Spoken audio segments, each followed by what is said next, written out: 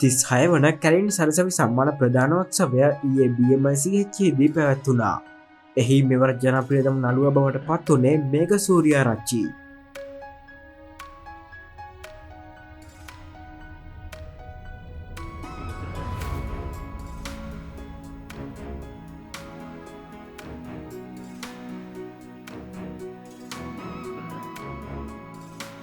ජනප්‍රියතම නිළිය ලෙසින් සම්මාන ලැබුවේ දිනක්ෂි ප්‍රියසාද්. මෙම ජනප්‍රිය කාණ්ඩයේ සම්මාන SMS මනාව ප්‍රතිඵල මත තේරීපත් වුණා.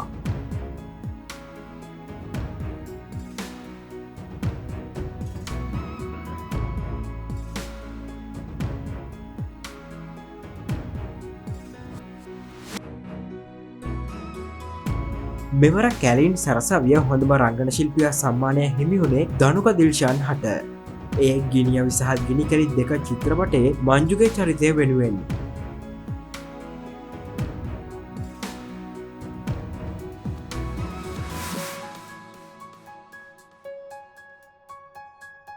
එහි හොඳම නිලිය සම්මානය දුෂ්ටා චිත්‍රපටයේ රතිගේ චරිතය වෙනුවෙන් තිලක්ෂණී රත්නායකට හිමි වුණා.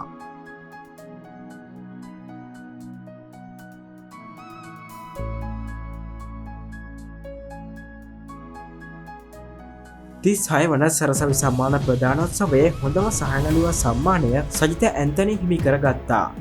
ඒ සිංහ බහු චිත්‍රපටය වෙනුවෙන්.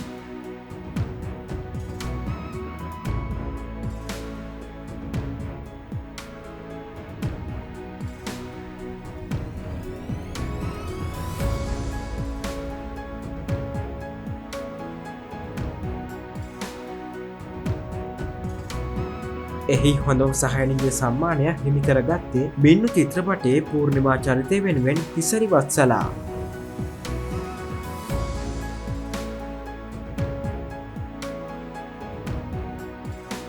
මෙවර කැලින් සරසවි සම්මාන රාත්‍රියේ වසරේ හොඳම නවකණලිය ජූරිය විශේෂ සම්මානය අභිලාෂ සන්තුස්කි හිමි කරගත්තා.